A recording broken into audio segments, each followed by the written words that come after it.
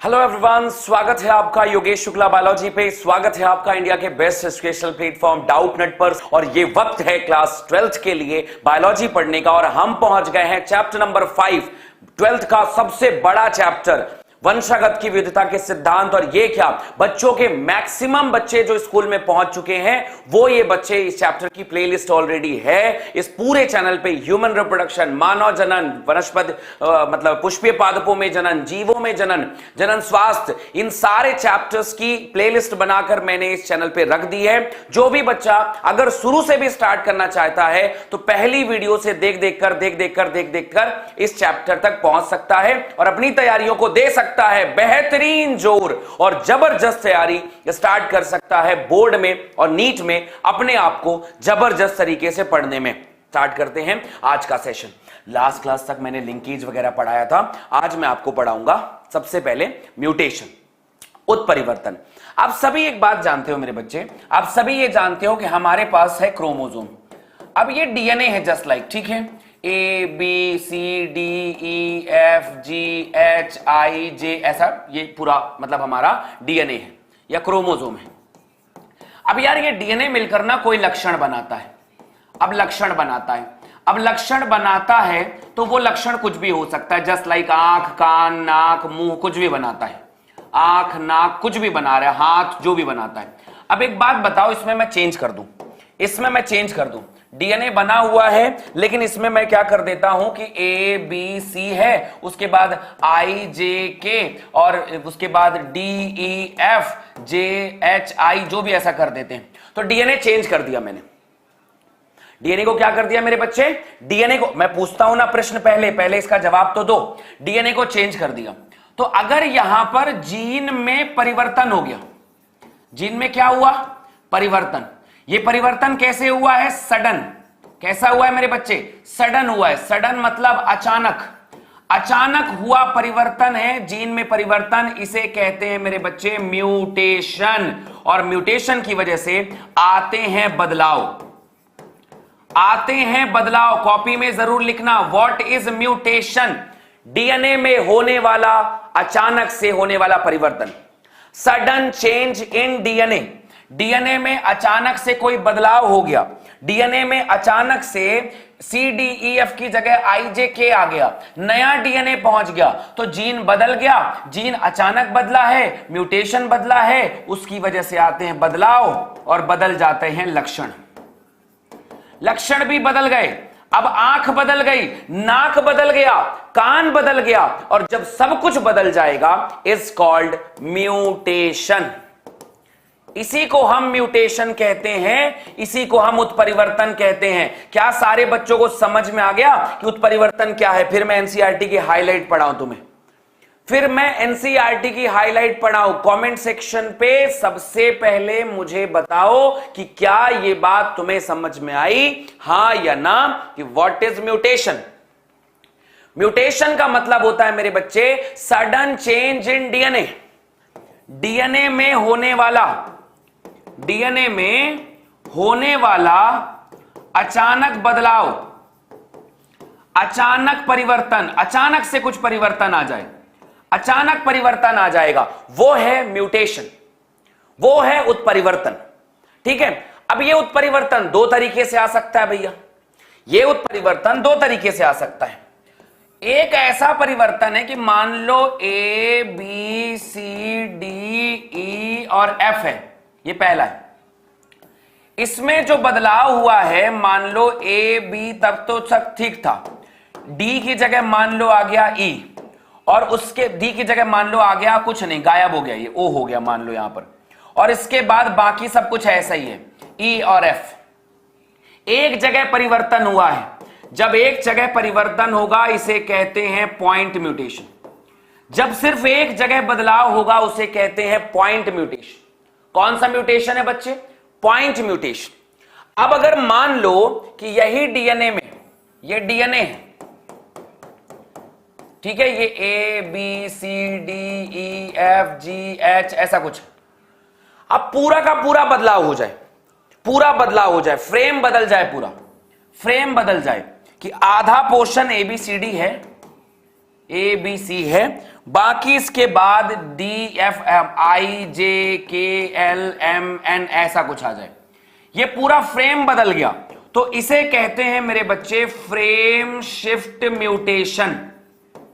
पहले आसान भाषा में जान लो, फिर हम इसकी कठिन भाषा को भी समझेंगे। पहले आप इसकी आसान भाषा को भी जान लो, फिर उसकी कठिन भाषा भी आपको समझ में आएगी। डीएनए होता क्या है?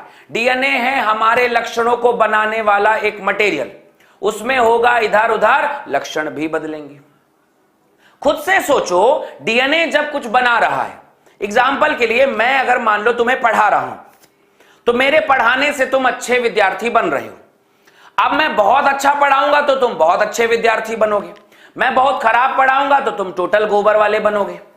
अब अगर मैंने कोई चीज ऊपर नीचे बता दी तो तुम्हारा भी भविष्य खतरे में। समझ आ रही बात ना? तो जब डीएनए कुछ बना रहा था, तो डीएनए अगर थोड़ा सा बदला तो तनिक सा मिस्टेक हुआ, तो कह देना हाँ यार ये गुरुजी से थोड़ा सा मिस्टेक हुआ, तो इस कॉल्ड पॉइंट म्यूटेशन।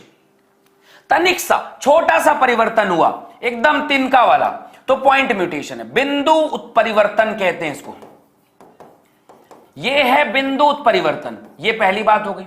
और फ्रेम शिफ्ट जब कहेंगे तो फ्रेम शिफ्ट में पूरा का पूरा फ्रेम बदल गया मेरे बच्चा, पूरा का पूरा फ्रेम बदल गया। और जब फ्रेम बदला है तो यह म्यूटेशन कहलाता है ABCDEFG वाला, कि पूरा फ्रेम बदल गया। आइए अब एनसीईआरटी की लाइन आपको समझा देता है। यह पढ़ाने के बाद पूछूंगा सवाल, इस पर चीजों को पढ़ाने के बाद पूछूंगा सवाल। सारे बच्चे तैयार रहना, तब तक कमेंट सेक्शन में शेयर कर दो अपने दोस्तों के साथ। भैया उत्परिवर्तन क्या है? उत्परिवर्तन क्या है? डीएनए के क्रम में बदलाव लाती है। डीएनए का कोई क्रम है, ABCD मान लो एक क्रम है, और उसमें आ गया बदलाव। तो जब बदलाव आएगा तो परिणाम स्वरूप जीव के जीनोटाइप और फिनोटाइप भी बदलेंगे। जब जीनो डीएनए ही बदल गया तो जीन भी बदलेगा, लक्षण भी बदलेगा। जब लक्षण बदलेगा तो उत्परिवर्तन एक क्रिया है, डीएनए में विविधता ला देती है। डीएनए बदल गया, और डीएनए जो बदला है मेरे बच्चे, जो डीएनए बदला है वो डीएनए लक्षण बदल देता है और पूरा ऊपर नीचे गायब कर देता है, सब गायब कर देता है। ठीक है, बहुत अच्छा। अब इसके ऊपर में अगर हम थोड़ा सा डिटेल पे लेकर जाएं तो कैसे, आखिर कैसे कैसे होता है? तो डीएनए के इसमें कभी कभी एकल क्षार युग्म, कभी कभी सिर्फ एक ठो बदलाव आता है, मात्र एक बदलाव। कभी कभी मात्र एक क्षार में आ जाता है, एडेनिन की जगह थायमिन आ गया, थायमिन साइटोसिन की जगह ग्वानोसिन, कुछ एक बदलाव हुआ, बिंदु सा। अगर थोड़ा सा बदलाव हुआ है तो बिंदु उत्परिवर्तन पॉइंट म्यूटेशन कहलाता है। जैसे एग्जांपल के लिए सिकल सेल एनीमिया मैं अभी पढ़ाऊंगा तो आपको समझ में आएगा। अरे भैया क्या है पॉइंट म्यूटेशन? एक बदलाव, जहां मान लेते हैं इस तरह से, अगर मान लें AUG था, जस्ट एग्जांपल के लिए, और यहां पर लिखा था GA और C मान लेते हैं लिखा हुआ था। एक मिनट, ठीक है, ये मान लेते हैं यहां पर लिखा हुआ था GUG और नीचे लिखा हुआ था CTC। ठीक है, अब ये डीएनए कुछ था, कुछ भी था, इसमें मैं एक बदलाव कर देता हूं, GA मतलब क्या मान लेते हैं, एक मिनट यार, इसमें क्या करना है, यहां पर कर देना है GAG और यहां पर करना था, यहां पर था CTC। ये हमारा डीएनए। अब इसमें बदलाव कर देता हूं, G अपनी जगह, G अपनी जगह, C अपनी जगह, C अपनी जगह, T ऊपर चला गया। ठीक है, T जो है होता है T ऊपर चला गया और उसके नीचे आ गया A। बदलाव हुआ कि नहीं हुआ बताओ मुझे? अरे थोड़ा सा बदलाव हुआ कि नहीं हुआ? जब थोड़ा सा बदलाव हुआ है तो उसी को पॉइंट म्यूटेशन कहते हैं। और अगर बड़ा बड़ा परिवर्तन हो गया तो फ्रेम शिफ्ट है। वो छोटा सा बदलाव हुआ तो पॉइंट म्यूटेशन, बड़ा सा बदलाव हुआ तो फ्रेम शिफ्ट म्यूटेशन होता है। अब आपसे सवाल पूछते हैं कि ये म्यूटेशन करवाएगा कौन? कौन है जो डीएनए को बदल दे रहा है? डीएनए को बदलता कौन है? दुनिया में पहली बार रेडियो एक्टिव को खोज करने वाली एक साइंटिस्ट जिसे फिजिक्स और बायोलॉजी दोनों में नोबेल प्राइज मिला था, उनका नाम था मैडम क्यूरी। उनको एक्सरे की वजह से, रेडिएशन की वजह से कैंसर हो गया था। कैंसर हो जाता है। ऐसे ही यहां पर है, कौन म्यूटाजेंस है? बहुत सारे रासायनिक भौतिक कारक हैं जिससे उत्परिवर्तन हो जाता है, जिससे उत्परिवर्तन हो जाता है। नेक्स्ट चैप्टर में इसको बहुत डिटेल में पढ़ाया जाता है। उत्परिवर्तन क्या चीज है मैं आपको बताता हूं। जैसे म्यूटाजेन, म्यूटाजेन क्या होता है आपको पता है? एक्सरे, गामा रे, ये सब म्यूटेशन फैलाती है। इसके बाद आपके पास में आता है बेंजीन, इसके बाद आपके पास में आता है तंबाकू, ये सब कैंसर फैलाते हैं। इसके बाद आता है ऑन्कोजीन, कुछ जीन भी आते हैं, कुछ सी ऑन्कोजीन भी कहा जाता है, सी ऑन्कोजीन, ऑन्कोजीन, वायरल ऑन्कोजीन, ये सब लोग मेरे बच्चे ये सब कैंसर फैलाते हैं। ये सब रीजन है, x ray, gamma ray, benzene, oncogene, ये सब कैंसर फैलाते हैं, डीएनए को बदल देते हैं और डीएनए के बदलते ही कैंसर हो जाता है। कितने प्रतिशत बच्चों को आज के बाद ये म्यूटेशन पे कभी कोई दिक्कत नहीं आएगी? कि अगर थोड़ा सा बदलाव हुआ पॉइंट म्यूटेशन है, अगर अधिक बदलाव हुआ तो फ्रेम शिफ्ट म्यूटेशन है, अधिक बदलाव हुआ तो फ्रेम शिफ्ट म्यूटेशन है। इसका डिटेल पार्ट नेक्स्ट चैप्टर में हम पढ़ते हैं। इतनी कहानी आपके दिमाग में बैठ जानी चाहिए। कमेंट सेक्शन खुला है, सारे बच्चे मुझे म्यूटेशन समझ में आ गया ऐसा बोल के यस सर कह सकते हो। फिर मैं आगे बढ़ा रहा हूं आज की बीमारियां और आज के कॉन्सेप्ट। जल्दी बताइए, कुछ प्रश्न पूछूंगा उसके बाद ही आगे बढ़ूंगा, उसके बाद ही आगे बढ़ूंगा। 3 प्रश्न तैयार हैं आप सभी लोग? पहला प्रश्न, वीडियो लाइक करके आगे बढ़ना, वीडियो लाइक करके आगे बढ़ना, क्योंकि फटाफट हमें चीजें पढ़नी है। पहला क्वेश्चन सारे बच्चे बताएंगे, पहला क्वेश्चन जवाब दीजिए। पहला प्रश्न है मेरे बच्चे कि अगर आप बताएंगे कि जीन मैपिंग किसने बताई थी? जीन की मैपिंग सबसे पहले किसने दी? जीन की मैपिंग सबसे पहले किसने दी? कौन थे वो वैज्ञानिक जिसने सबसे पहले दी थी जीन मैपिंग? पहला प्रश्न। दूसरा प्रश्न आपको बताना है एक कार्सिनोजेन का नाम, कार्सिनोजेन का नाम एक ऐसा बताओ जो उत्परिवर्तनकारी है। कार्सिनोजन है, not carcinogen, mutagen, sorry mutagen, mutagen जिसे अपन कह सकते हैं उत्परिवर्तनकारी का नाम आपको बताना है। का नाम बताओ फटाफट, उसका नाम क्या है? ये दूसरा प्रश्न हो गया। तीसरे प्रश्न में आता है sickle cell anaemia, sickle cell anaemia, sickle cell anaemia किस प्रकार का उत्परिवर्तन है? किस प्रकार का उत्परिवर्तन है? कौन से प्रकार का उत्परिवर्तन है आप ये बताना। मतलब पॉइंट म्यूटेशन है कि फ्रेम शिफ्ट म्यूटेशन है, उत्परिवर्तन है? कौन से प्रकार का म्यूटेशन है? जल्दी जल्दी बताइए फटाफट आंसर ये वाला। और सबसे आखिरी में चौथा नंबर आता है कि भैया फल मक्खी का वैज्ञानिक नाम, फल मक्खी का वैज्ञानिक नाम, जल्दी जल्दी जवाब बताइए तभी क्लियर होगा। फल मक्खी का वैज्ञानिक नाम। 5वें प्रश्न पे आते हैं, ठीक है। मादा विषम युग्मता, मादा विषम युग्मता का उदाहरण, मादा विषम युग्मता का उदाहरण आप बताएंगे। और सबसे आखिरी 6वें नंबर का प्रश्न अब बोल रहा हूं मैं, 6 नंबर का प्रश्न आता है मेरे पास। 6वें नंबर का प्रश्न बेटा कि नर मधुमक्खी, नर की जो मधुमक्खी होती है, नर मधुमक्खी का निर्माण किससे होता है?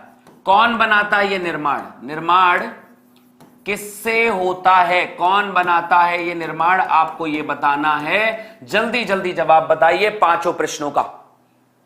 ये क्या वीडियो लाइक नहीं किया? शेयर करो फटाफट, सब्सक्राइब करो अपने दोस्तों के साथ और बताओ मुझे फटाफट। जीन मैपिंग में सबसे पहले किसने की थी मेरे बच्चे? इसको किया था अल्फ्रेड, अल्फ्रेड किसने किया था?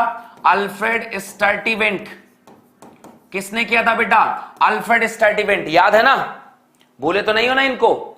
अल्फ्रेड स्टर्टिवेंट वो साइंटिस्ट थे बेटा जिन्होंने ये बात कही थी। खोजो फटाफट। उत्परिवर्तनकारी का नाम अभी मैंने क्या बताया है? एक तो कम से कम बता ही सकते हो, एक्सरेज, एक्सरेज, गामा रे, ठीक है, गामा रेज के अलावा और कौन हो सकता है?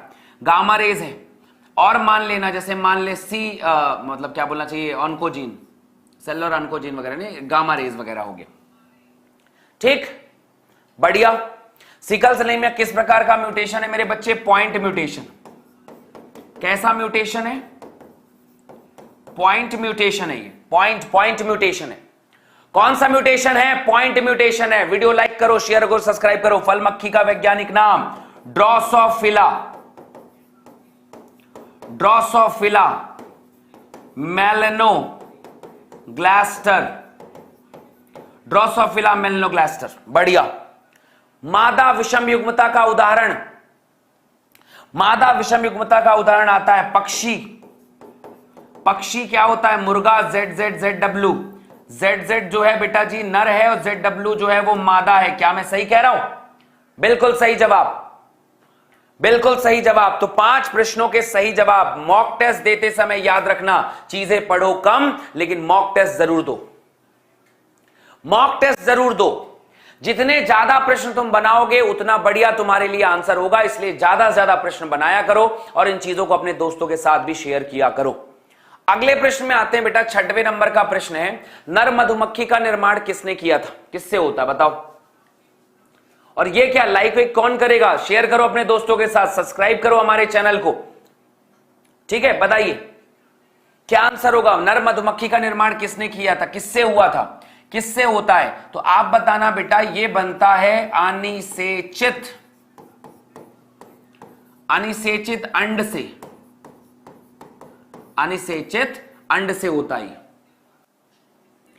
Unfertilised egg, unfertilised egg. क्या बात है, बहुत सुंदर, बहुत बढ़िया। इसी तरीके से चीजों को पढ़ना होता है, इसी तरीके से चीजों को समझना होता है। अब हम आते हैं आनुवांशिक रोग की तरफ में। अब हम आ रहे हैं आनुवांशिक रोग।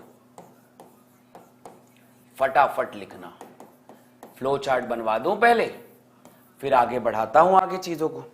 आनुवांशिक रोग, कौन कौन से रोग होते हैं ध्यान देना। आनुवांशिक रोग जनरली बेटा 2 टाइप के होते हैं। एक का नाम होता है मेंडेलियन, मेंडेलियन रोग। मेंडेलियन का मतलब होता है जो कुछ जीन पर आधारित है, जो कुछ जीन पर आधारित है, पूरा का पूरा बदलाव नहीं हो रहा है, कुछ कुछ जीन बदलता जा रहा है, जीन पर आधारित है। और दूसरा प्रकार होता है क्रोमोसोमल रोग,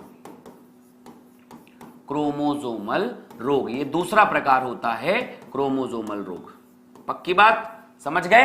क्रोमोसोमल रोग और एक होता है हमारे पास में मेंडेलियन रोग, क्रोमोसोम पर आधारित है। इसमें जो बदलाव होगा वो क्रोमोसोम में बदलाव होगा, और इसमें जो बदलाव होगा वो सिर्फ जीन में होगा। फर्क है दोनों में, ये थोड़ा सा बदलाव है, ये पूरा क्रोमोसोम का बदलाव है। दोनों में फर्क है ना, एक जीन पर आधारित है और एक क्रोमोसोम पर है। अब एक बात बताओ, जीन किसमें किसमें होता है? तो जीन जनरली 2 प्रकार के क्रोमोसोम में पाए जाते हैं। एक ऐसा जीन है जो जीन संलग्न, जिसे अपन कहते हैं लिंग अलिंगी, अलिंगी जीन संलग्न होता है। मतलब ऐसे क्रोमोसोम में है संलग्न, ठीक है, संलग्न। तो अलिंगी जीन संलग्न, जिसे अपन कहते हैं एक्स लिंक्ड, मतलब नॉट एक्स लिंक्ड, इसे अपन कहेंगे अलिंगी, अलिंगी जीन संलग्न। इसे अपन कहते हैं ऑटोसोमल, ऑटोसोमल लिंक्ड संलग्न रोग, संलग्न डिसऑर्डर, जिसे अपन कहेंगे रोग, विकार, इसे आप इसे विकार कह सकते हो, विकार। ये विकार है बेटा ऑटोसोमल वाला। और इसी का दूसरा प्रकार आता है जिसे अपन कहते हैं लिंग संलग्न रोग, जिसे हम कहते हैं बेटा लिंग संलग्न रोग, विकार जिसे अपन कह सकते हैं। अब आपको ये बात पता होनी चाहिए बेटा कि दुनिया में 2 प्रकार के गुणसूत्र होते हैं, एक लिंग संलग्न और दूसरा होता है अलिंग संलग्न। यार 2 पता है ना, 22 जोड़े गुणसूत्र हैं, तो 22 जोड़े गुणसूत्र जो हैं वो ऑटोसोमल होते हैं, और जो 23वां जोड़ा होता है बच्चा वो लिंग संलग्न होता है। 23वां जोड़ा क्या होता है? अरे बोलो, ठीक है, बोलो। लिंग सहलग्न होता है दो प्रकार का। अब इसको और डिटेल करेंगे। तो लिंग सहलग्न भी दो प्रकार से होता है। अलिंगी जो गुणसूत्र होते हैं, जीन सहलग्न विकार होता है, इसमें भी एक होगा प्रभावी रोग और एक होगा अप्रभावी। हमें सिर्फ अप्रभावी को पढ़ना है। इसमें भी वैसे ही होता है, लिंग सहलग्न में भी एक होता है प्रभावी और एक होता है अप्रभावी। इसका मतलब क्या होता है वो बाद में बताएंगे, लेकिन होता तो है प्रभावी और अप्रभावी। ठीक है, अब आगे बढ़ते हैं। अब ध्यान समझना, अलिंगी जीन सहलग्न का अप्रभावी रोग कौन सा आपको पता है? अरे लिखो लो, सिकल सेल एनीमिया। और साथ ही साथ में एक और नाम है सिकल सेल एनीमिया के अलावा, जिसका नाम है थैलेसीमिया। अरे लिखा क्या? अरे बोलो। सिकल सेल एनीमिया के अलावा अगर नहीं लिख पा रहे हो तो लिख लो एक नाम और, वर्णांधता, नॉट वर्णांधता। ठीक है, ये वर्ड आ गया। ठीक है, तो ये सिकल सेल एनीमिया और आपका हो गया थैलेसीमिया, अप्रभावी रोग है। ठीक, इसके बाद ये अप्रभावी रोग में कौन कौन है?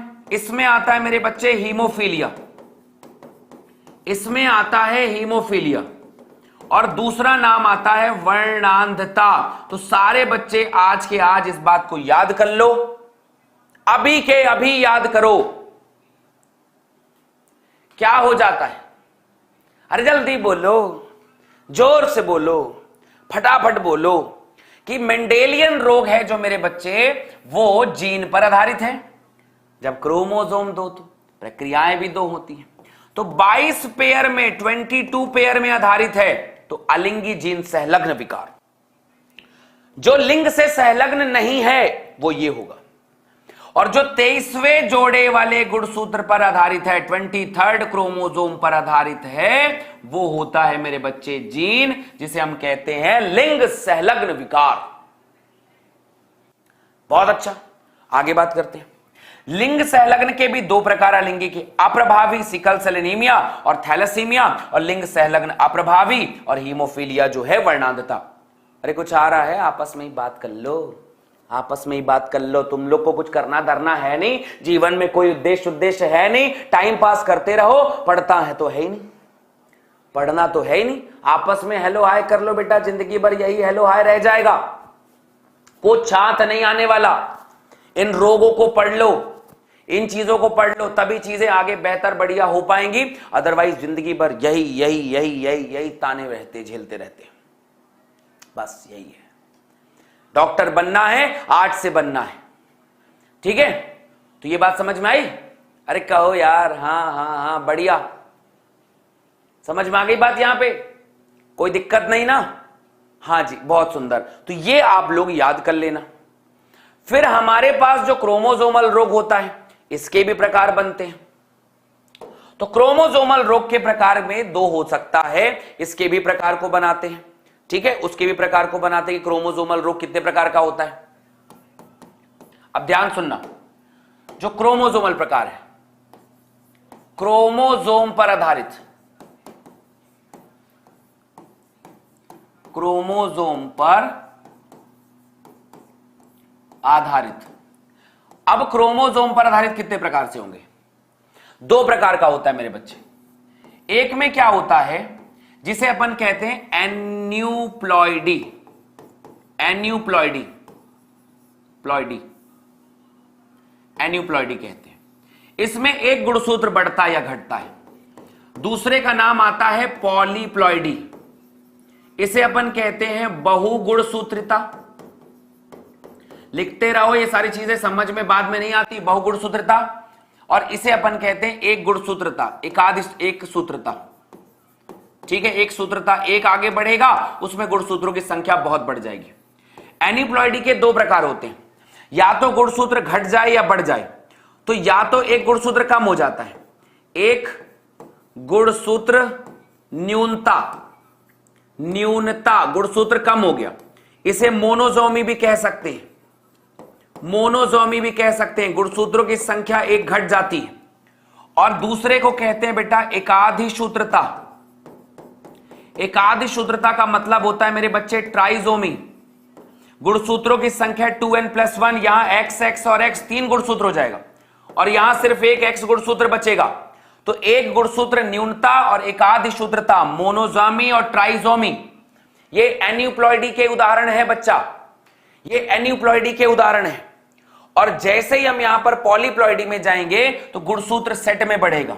अगुणित, द्विगुणित, त्रिगुणित, चतुर्गुणित, पंचगुणित, ऐसे ही करके टेट्राप्लॉइडी, पेंटाप्लॉइडी, एन्यूप्लॉइडी, इसको अपन कहेंगे हैप्लॉइडी। इसका नाम होता है मेरे बच्चे हैप्लॉइड। गुणसूत्र डबल हो गया, डिप्लॉइडी, डिप्लॉइड हो गया। 3 हो जाएगा, ट्रिप्लॉइड हो जाएगा। 4 हो जाएगा, टेट्राप्लॉइडी हो जाएगा। और 5 हो जाएगा, पेंटाप्लॉइडी हो जाएगा, पेंटाप्लॉइड हो जाएगा। तो इस तरीके से आपके सामने क्रोमोसोम पर आधारित जो गुणसूत्र हैं वो इस तरीके से काम करता है, पॉलीप्लॉइडी, और ये गुणसूत्र के नाम है। अब इन सब चीजों के बारे में हम पढ़ेंगे बेटा। गुणसूत्रों की संख्या ऐसे ही पता चलती है। गुणसूत्रों में इतनी ही बीमारियां होती हैं, इन्हीं बिंदुओं को आप अपने दिमाग में बैठाएंगे। अरे कुछ समझ आया? आपस में ही बात कर ले, सब अपने देख रहा है, अभी सपने देख रहा है। कौन है ये आदमी है? काहे सपने दिखा रहा है उसको? हाँ हाँ हाँ, इधर देख लो मेरे बच्चे। हाँ हाँ हाँ, बहुत अच्छे, कितनी सुंदर सुंदर बातें करते हो तुम लोग, वाह, बहुत अच्छी बात है। 3 बजे वाला क्लास बेटा 3 दिन चलता है, ट्यूसडे, थर्सडे एंड वेडनेसडे। वाह वाह वाह मेरे बच्चे, क्या बात है। चेंज करने जाएंगे सर जी, खुद क्या करने जाएंगे? चार्ज करने जाएंगे तुम्हारे घर। वाह, बहुत सुंदर, बहुत सुंदर, क्या क्या प्यारी प्यारी बातें करते हैं। वाह वाह वाह वाह वाह वाह। खान इंस्टा चलाती हो? हाँ चलाते हैं मनीष जी, आओ बताते हैं तुमको हवेली पे, बेवकूफ लड़का है। बहुत अच्छी बात है, बहुत अच्छी बात, कितनी प्यारी प्यारी बातें करते तुम लोग हैं। आपस में सब समझ लो, बढ़िया। वो इंस्टा चलाती, हाँ हाँ, तुम्हारे जैसे भाव तक नहीं देगी वो, समझ रहे हो? ये सच्चाई है। ये जो डेस्परेट बन के जो मैसेज करते रहते हो ना, दिखता है तुम्हारा डेस्परेशन, तुम्हारा बचपना, बेवकूफी। इंस्टा चलाती हो, पढ़ेगा कौन है? कौन पढ़ेगा? इतना जबरदस्त चीज पढ़ा रहा हूं, है क्या? मेरे कांटे लगे हुए हैं, मेरी शकल में गोबर लगा हुआ है, मेरी शकल अच्छी नहीं है, नहीं देखा जा रहा है मेरा शकल तुम लोगों से। कैसे? इतना बुरा भी नहीं हूं यार, देख लिया करो, मुझे ही देख लिया करो, हैं? एकदम इंस्टा चलाती हूँ, मेरे से तो आज तक नहीं पूछा तुमने कि मैं इंस्टा चलाता हूं कि नहीं चलाता। यार कैसे हो? कौन गाली दे रहे हैं? सबको ब्लॉक कर देंगे, सबको ब्लॉक कर देंगे, अभी ब्लॉक करवा देते हैं इन सब चीजों को। हाँ, सबको खत्म कर देंगे, टाटा बाय बाय, समझे? मेरे चैनल पे, मेरे क्लास पे सिर्फ जो बकवास करेगा वो उसको टोटल हटा दिया जाएगा। बात सुनो, मैं पढ़ा रहा हूं, कुछ पढ़ाया है, मैंने पूछा है, वो सारी चीजें वो बताया तुमने। आ जाओ पूछूं सवाल, अब मैं आ जाओ पूछते हैं सवाल तुम लोगों से। बकवास, अब ध्यान सुनना, कोई भी बकवास किया ना, ऐसा मारेंगे, ऐसा मारेंगे, कान ये जो है ना लाल हो जाएगा, समझ रहे हो? चलो, हाँ जी, अभी यहां पे ध्यान देना। चलो 3 प्रश्न पूछ रहा हूं, फटाफट जवाब देना। क्वेश्चन नंबर 1, पहला, लिंग सहलग्न रोग बताओ फटाक से, एक एग्जांपल बताओ लिंग सहलग्न रोग का। लिंग सहलग्न रोग का एक उदाहरण बताओ। दूसरा आपको बताना है कि आपको अलिंगी गुणसूत्र, अलिंग सहलग्न रोग, जल्दी जल्दी जल्दी फटाफट, अलिंग सहलग्न रोग बताओ फटाक से। दूसरा एग्जांपल, उदाहरण बताना है इसका भी और इसका भी। अब भी पढ़ाया है मैंने, अगर तनिक भी ध्यान था तो आंसर अब भी बन जाएगा, और अगर नहीं ध्यान था तो ध्यान था कहां? अगर ध्यान था नहीं तो ध्यान था कहां? तुम मेरे सामने, तुम्हारा स्वभाव अच्छा है, तुम मेरे सामने नहीं हो। ऐसा मुक्का मारता ना ऐसा करके यहां पे, तो लाल कर देता मैं। पढ़ा रहा हूं कुछ चीजें, उनको छोड़ के दुनिया के तमाशे कर रहे हो। अलिंग सहलग्न रोग है, बढ़िया। और इसके बाद आपको यह बताना है, इसके बाद आता है क्रोमोसोमल विकार। अच्छा एक बात बताओ कि एन्यूप्लॉइडी में, एन्यूप्लॉइडी के 2 प्रकार बताओ। एन्यूप्लॉइडी के 2 प्रकार, जल्दी से फटाफट आंसर दे दो यहां पर, फटाफट क्या क्या आंसर होगा। 2 प्रश्न है, सारे प्रश्न का जवाब बहुत आसान है, जल्दी जल्दी आंसर दे दो। हीमोफीलिया, सिकल सेलीमिया सब कह दिए। हाँ जल्दी बोलो, जल्दी जल्दी जल्दी फटाफट। अलिंग सहलग्न रोग, अलिंग सहलग्न, लिंग सहलग्न रोग कौन सा है? हीमोफीलिया। कौन है मेरे बच्चे? हीमोफीलिया, ये रोग है। और दूसरी बात आती है अलिंग सहलग्न रोग, ये कौन है? Sickle cell anaemia, sickle cell anaemia. और इसके बाद इसके दो प्रकार आते हैं, एक का नाम होता है मोनोजोमी और दूसरे का नाम होता है मेरे बच्चे ट्राइजोमी। तो तैयार रहना ये सारी चीजों को पढ़ने के लिए, तैयार रहो इन सारे पॉइंट्स को पढ़ने के लिए, समझने के लिए और मचलने के लिए, सारी चीजों को याद करके रखना। अब आते हैं मेरे बच्चे पेडिग्री एनालिसिस। आ जाओ आ जाओ, अरे आओ जरा, देखो थोड़ा सा इसको भी।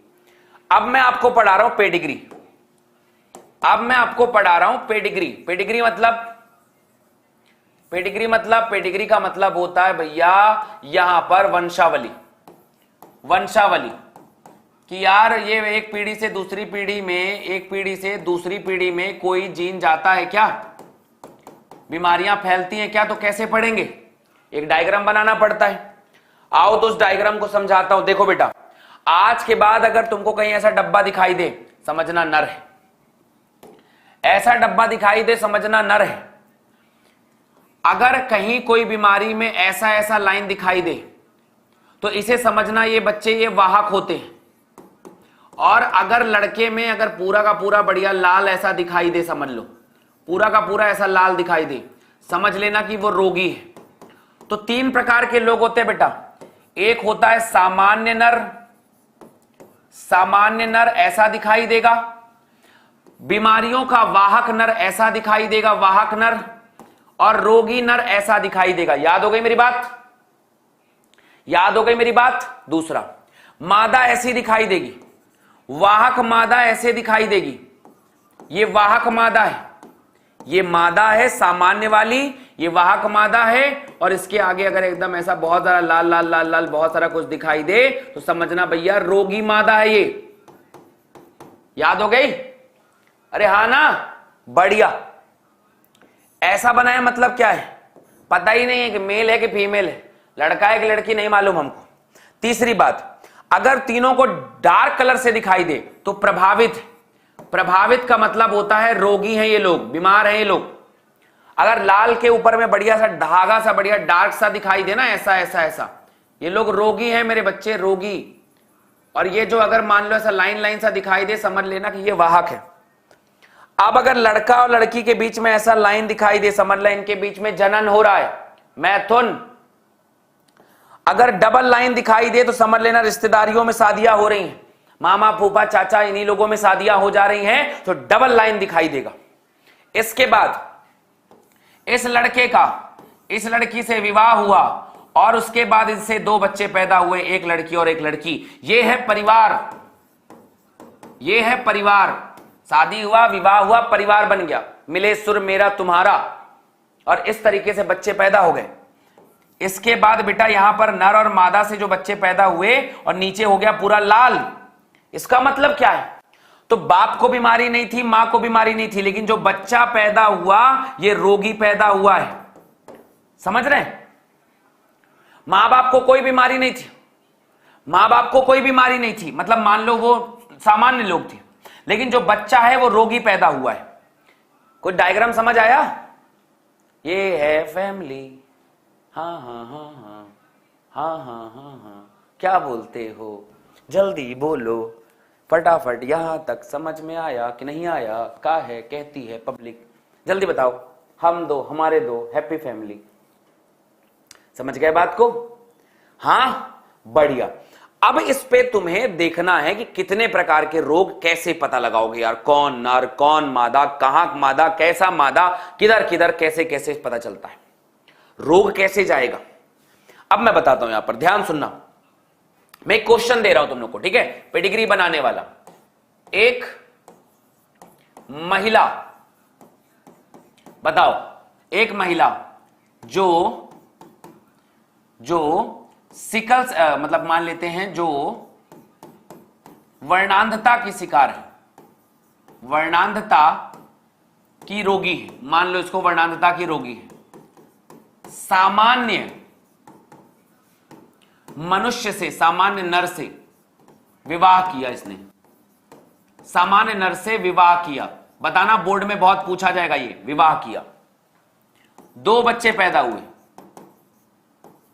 2 बच्चे हुए, एक लड़का एवं लड़की, ठीक है, लड़का एवं लड़की।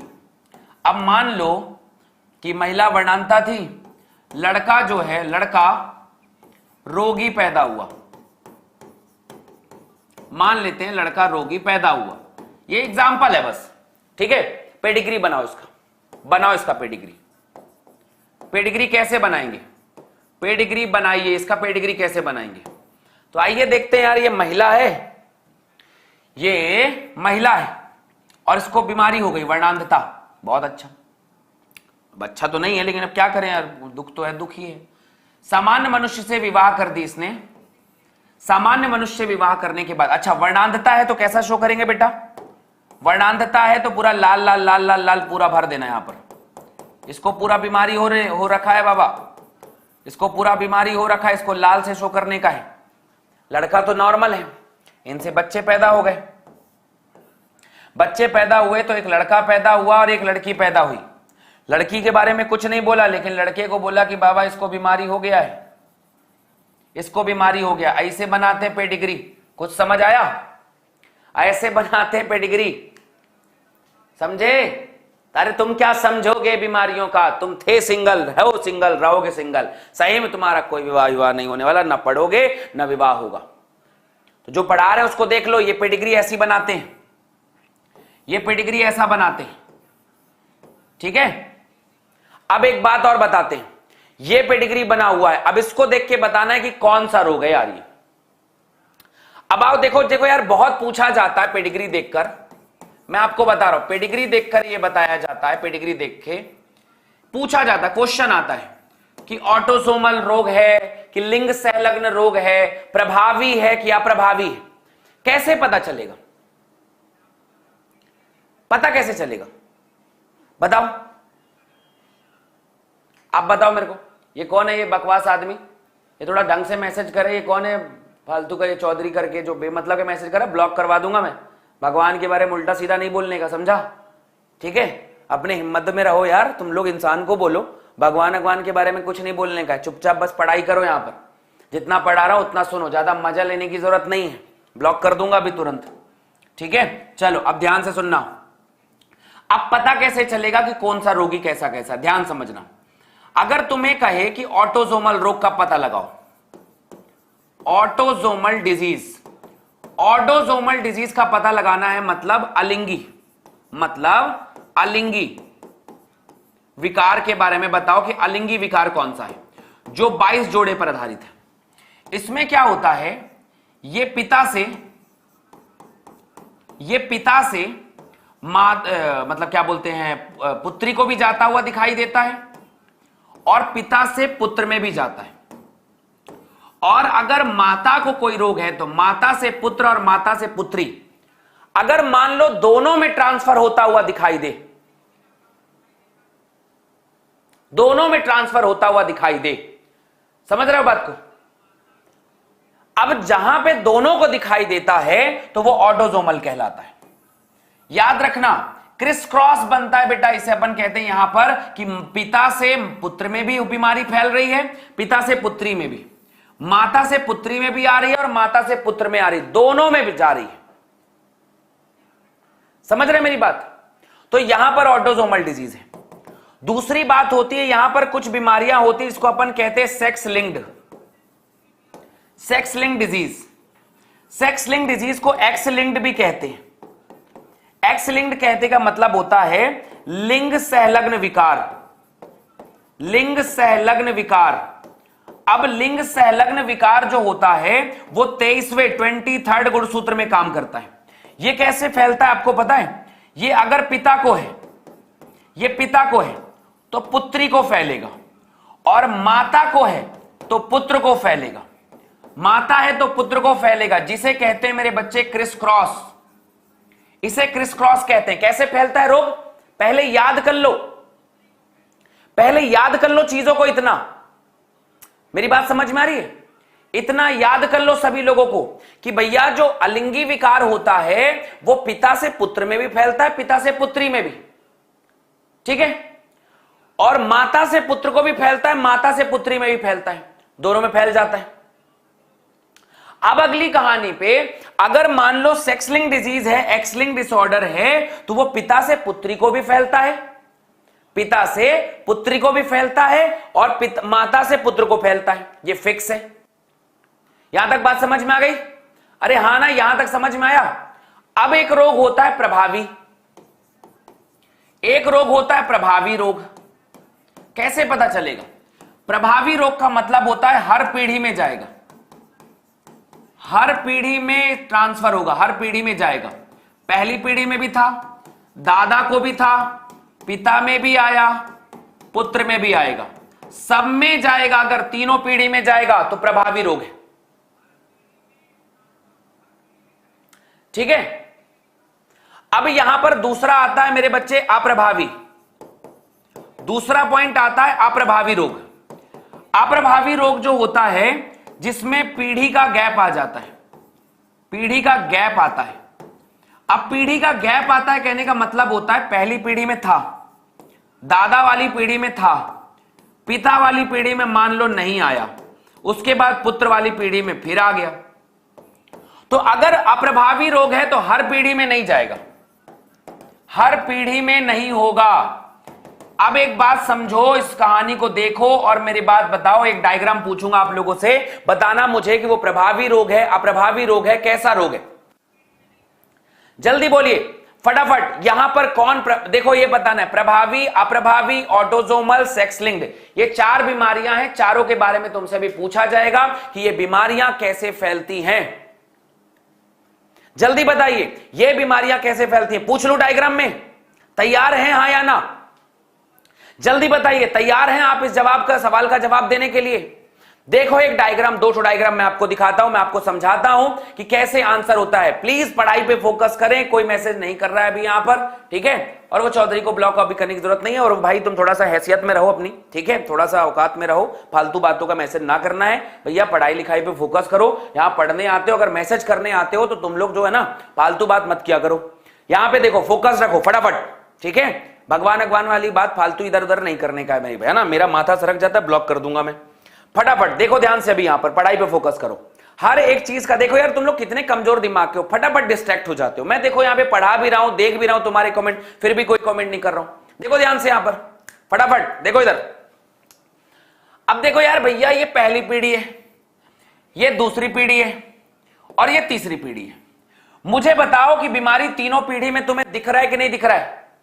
अगर तुम्हें बीमारी तीनों पीढ़ी में दिख रहा है तो ये प्रभावी रोग है कि अप्रभावी है? प्रभावी है, लिख दिया मैंने। दूसरी बात, यहां लड़की को था बीमारी, लड़की लड़के दोनों को फैल गई। तो जब माता से पिता और पुत्र, माता से अगर पुत्र और पुत्री में दोनों में जा रहा है, इसका मतलब होता है अलिंगी रोग है। ये अलिंग संलग्न रोग है, अलिंग संलग्न अप्रभावी रोग। ढूंढ लिया तुमने? ये आंसर का तरीका है, ये तरीका है। अब जस्ट इस वाले तरफ में आ जाओ। पहली पीढ़ी में कोई रोग दिख रहा है क्या? नहीं दिख रहा है। कौन सा रोग है? अप्रभावी। ये अप्रभावी रोग है मेरे बच्चे। क्यों? क्योंकि पहली पीढ़ी में कुछ दिख नहीं रहा है। और दूसरी पीढ़ी में लड़की को भी है और लड़का को भी है। दूसरी पीढ़ी में लड़की को भी है, लड़का को भी है। पता चला कि ये भी ऑटोसोमल है, अलिंगी बीमारी यह भी है, अलिंग संलग्न। बस खत्म। यही है मेन कॉन्सेप्ट, यही है मेन कहानी। इसी तरीके से पता लगाते हैं कि पेडिग्री देखकर पता चल जाता है कि कौन नर है, कौन सी बीमारी कैसी है। तो देखते समय देखिएगा कि इस महिला को था और महिला से पुरुष में और महिला दोनों में गया है तो अलिंगी है। और पहली पीढ़ी में भी है, दूसरी में भी है और तीसरी पीढ़ी में भी है तो प्रभावी है। पहली पीढ़ी में नहीं था, दूसरी में है, अप्रभावी रोग है। और यहां से देखो, यहां पर किसी को नहीं है और यहां लड़के और लड़कियां दोनों को फैला हुआ है, इसलिए अलिंगी रोग है। ऐसे शॉर्टकट से तुम सारे प्रश्न बना सकते हो, ऐसे शॉर्टकट यूज करके तुम सारे प्रश्न बना सकते हो। मुझे उम्मीद है सारे बच्चों को आज का कॉन्सेप्ट सारा समझ में आया होगा। कल की क्लास मतलब मंडे की क्लास इसकी आखिरी क्लास होगी और आखिरी दिन बहुत सारी बीमारियों के ऊपर डिटेल में बात करेंगे। आज मैंने इस बीमारियों का इंट्रो आपको समझाया है और होप सो सारे बच्चे इस बात को बड़ी आसानी से समझ गए होंगे कि हमें करना क्या है और कैसे करना है।